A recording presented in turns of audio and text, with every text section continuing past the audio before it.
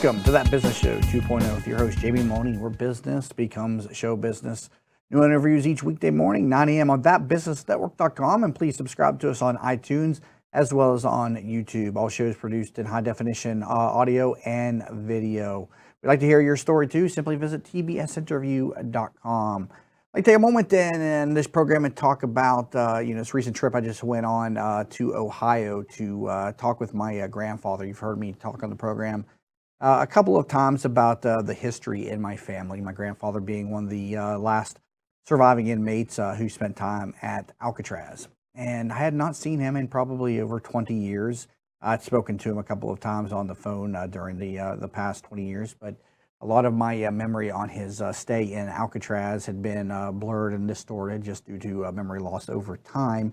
And so I got to sit down with him and interview him, and we even got it on tape and video, and 4 hours of discussion with him about his time spent in Alcatraz and really just about his life. And it's just it's a great to be able to sit down with a family member who has that much history behind them, and if nothing else ever becomes of it, it becomes a family heirloom. It becomes something that you can pass down from generation to generation. People out there in the industry will do what they call legacy videos, where they basically take you through your life and put it on video.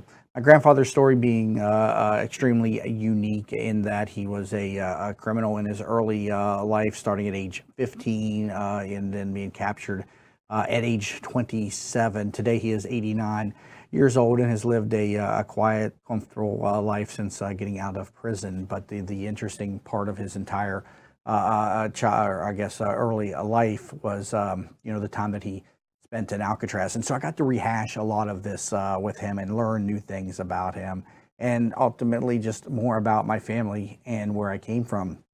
And what we're going to do with the footage is hopefully turn it into a documentary or at least write a book on it. We also have connections to people, to a person out in Hollywood that, interestingly enough, wrote about my grandfather when he was a young teenager out of Cleveland himself. And this was in the 50s when my grandfather was committing the crimes. And he wasn't just a small-time criminal. He got to be, well-known. He knocked over about 100 different locations, ultimately leading up to a federal bank, which got the FBI after him, and which would eventually lead to his capture. But he made his living as a criminal, committing small armed robberies up until his early 20s, and then advanced up until committing a federal bank robbery, which ultimately landed him in the federal prison system. But the author of this particular book, called Hollywood Animal, and we just as a family just discovered this a few years ago, had idolized my grandfather and had a crush on my grandmother, and the two of them ran together in their small crime outfit later in my grandfather's career. And my grandmother was a very attractive woman, and he had developed a crush on her. And my grandfather and grandmother were in and out of the news, being on the run. And the author of the book, who went on to write the screenplays for Basic Instinct and Showgirls, among many others, those are the two best knowns, wrote his book called Hollywood Animal, and briefly mentions my grandfather and grandmother as childhood influences on him, because he was a young thug himself and was enamored by that entire culture. Of course, he grew up to become a Hollywood screenwriter and lived a non-criminal life, but he was also enamored by him because he was Hungarian. My grandfather was of Hungarian descent, and so they had that familial, or not familial, but they had that ancestry in common. And so my grandfather would go on to first be sentenced to time in a juvenile, and then come out of that, and then commit more crimes, and then go to Mansfield, Ohio. He spent time in Leavenworth, not the military prison. There's also a federal prison in Leavenworth, in Alcatraz, and in Atlanta. He was in Atlanta first, and then would go over to Alcatraz. And for people that are not familiar with Alcatraz, was a place where they put the most hardened criminal. Nobody ever was sentenced to Alcatraz initially for a federal crime. You had to cause problems in another federal system before being sentenced to Alcatraz. But what was interesting about the entire discussion, and something I wasn't fully aware of was how Alcatraz is portrayed in the media, and probably what you think of when you think of Alcatraz is this big stone wall prison that people were abused and were did. If you went there, you lived a very desolate, abusive lifestyle in the prison system, and that couldn't be further from the truth. After speaking to my grandfather again, who did 7 years in prison, if I was going to go to a federal prison system, that's where I would have wanted to go. It had anywhere between 200 and 400 inmates at any one given time. So prison overpopulation was not a problem inside the prison system. Today's prisons have 2,000 to 4,000 inmates in them. Another problem in today's prison system is the prevalence of the gang culture. That didn't exist in the 60s, which was the primary time that my grandfather spent his time. And he did time in Alcatraz from 1957 or 56 to 62 when it shut down. He left there a few months before the prison system shut down. But he explained how in his time in prison, it was inmates versus the guards. It was, you had the one side versus the other. Today's prison system, although he's not, accustomed to it, but you can see it in the news, is a survival mentality where you go with the gang that fits your culture, and then the politics of the gangs kind of rule the prison. So you got to worry about not only the guards, and you got to now worry about the gangs to be comfortable inside of the prison system. So a lot of the people knew one another inside of the prison system. They had their own cells, and later in the tenure of Alcatraz, they had hot water, they had radios inside of the prison cells. And so they weren't doubled up with another inmate, and so it was very comfortable, and they didn't have to worry about who they were rooming with. Alcatraz also had the best food in the prison system, and it was all you can eat at mealtime. Prisons, as they are today, you get served a meal, and that's what you get. But in Alcatraz, they were served a meal, and if they wanted more, they could get more. The only rule was they had to finish what they took, and then oftentimes they would be served fresh cooked fish because the guards and other people that lived on the island, the family of the guards, would catch fish, and then they would cook that for the inmates and the guards. And so they ate very well, and they worked in Alcatraz. They had a very, of course, strict regimen, waking up every morning at 6:30, going to the mess hall for food, and then going on to the job, and then getting off at 4:30. And then going back to their cells or for time out in the yard. And so it was obviously not a comfortable life, but it was a life within the federal prison system that he was not worried about his safety all the time.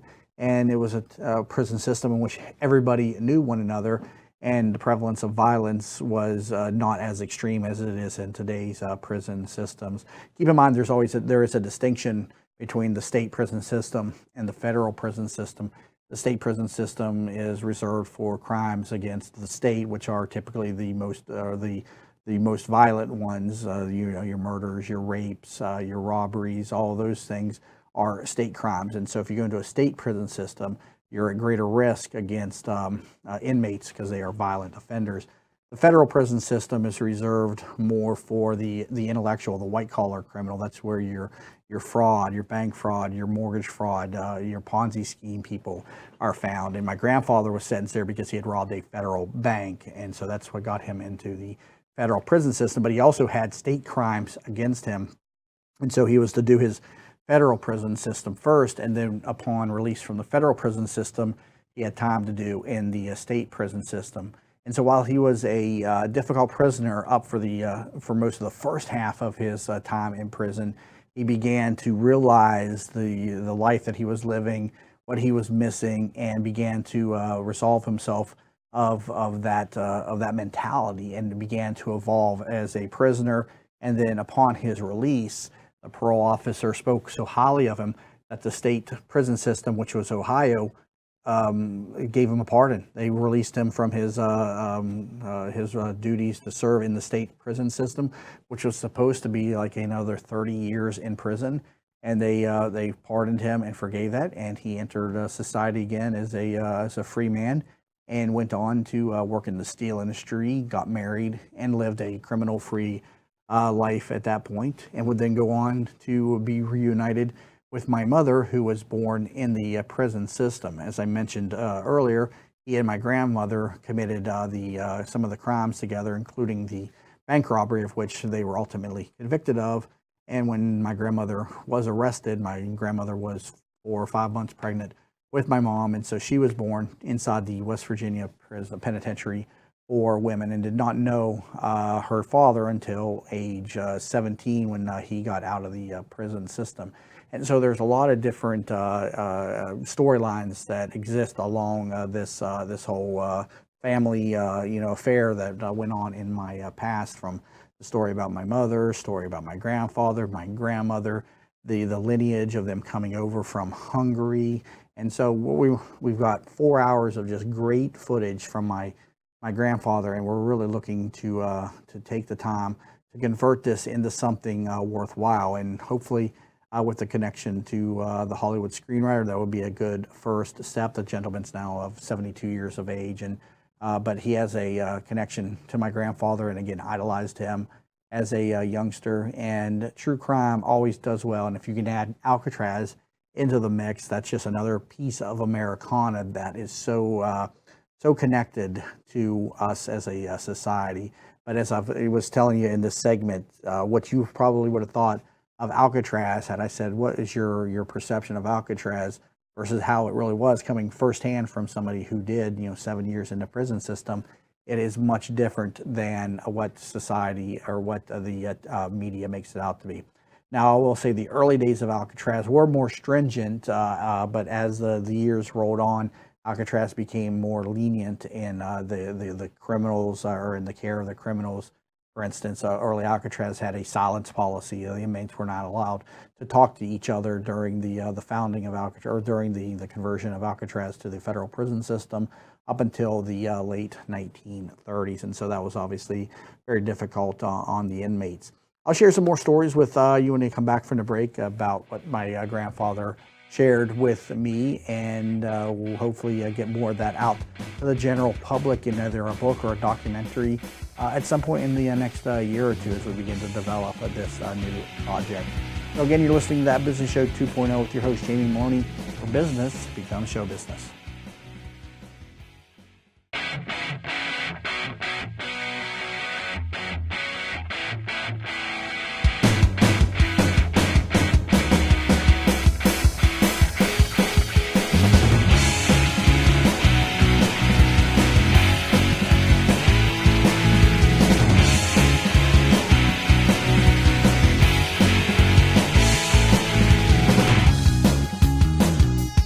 Welcome back to That Business Show 2.0 with Jamie Meloni, where business becomes show business.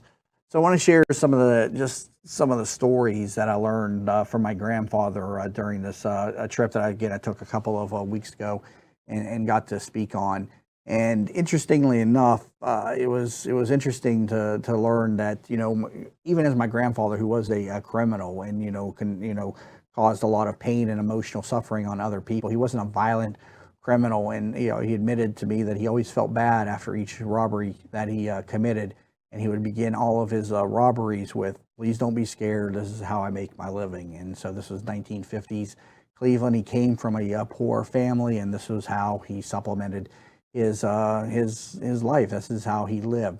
He explained his father was not an influential person in his life. He was an abusive alcoholic for most of his young life.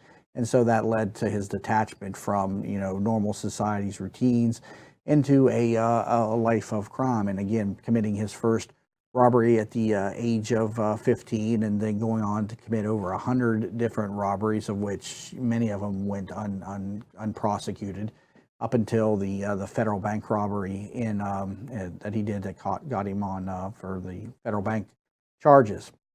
While he was in prison, he first went to Atlanta, and he had a very bad attitude. And he said the first day that he was there, he tried to start a riot. And so in the mess hall, he took his food and was throwing it up against the wall, slamming his tray table, trying to riot the inmates, screaming that the food was horrible, they're treating us badly, and so we need to rise up. But nobody did anything.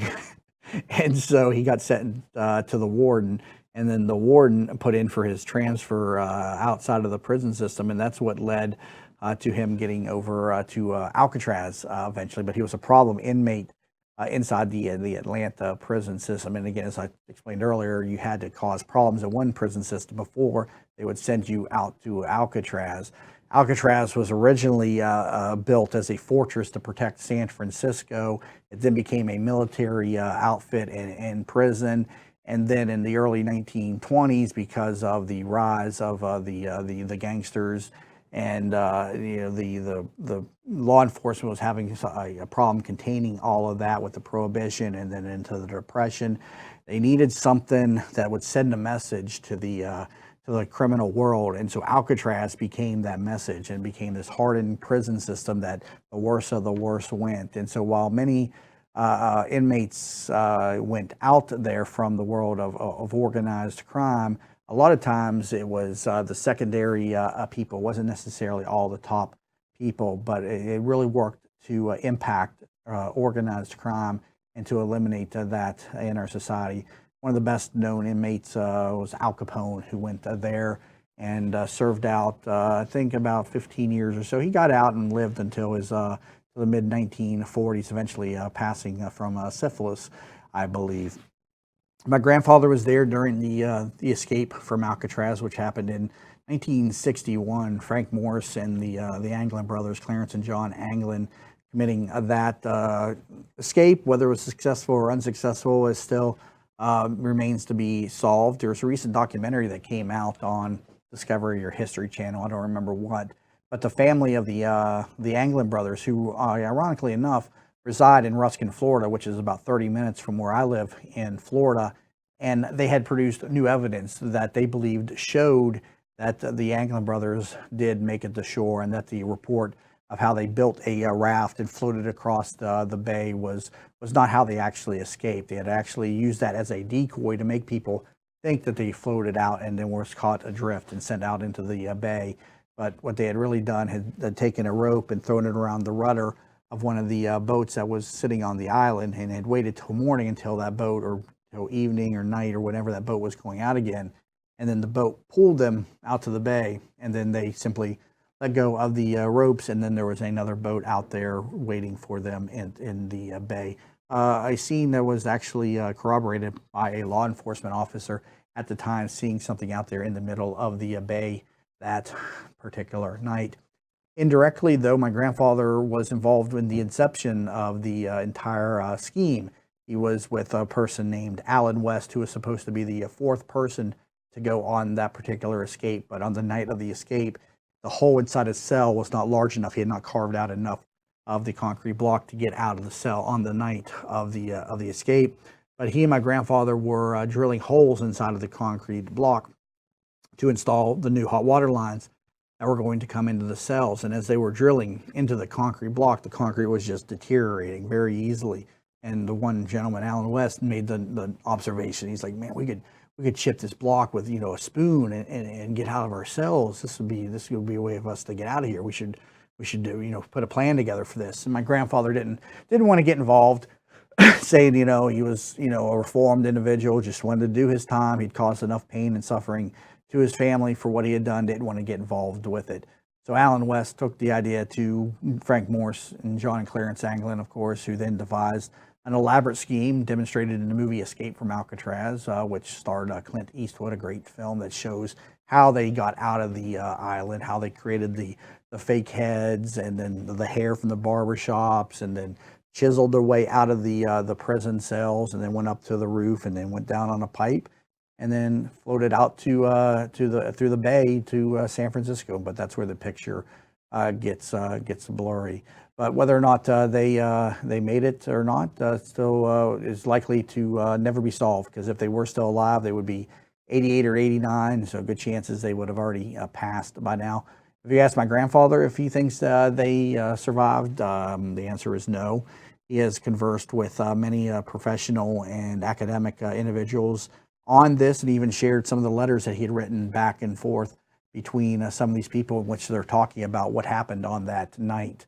Asking him about what it was like the next morning after the escape, and how the feds descended upon the prison system. That was obviously national news, the escape-proof prison, which ironically enough, somebody had escaped from that prison before, and they had made it to the shore of San Francisco, but was so exhausted in near death that they were picked up on the bay or on San Francisco shores and then taken back to Alcatraz that day. But other than that, there were many attempts at prison escapes, but never a successful one, because the island sat about a mile from San Francisco, very cold waters, also a strong current that would easily sweep anybody that tried to get into the current out into the ocean. Even professional swimmers have difficulty making that swim. It can be done. I'm not saying it can't be done, but you have to be somebody that is trained and skilled in swimming to be able to battle against those currents. And also, you're at the mercy of the tide at the particular time that you go. And there's no way they would have known what the tide and what the current was like at the particular time that they go. If they would win at a strong period of time, then not even the best professional swimmers can battle against that.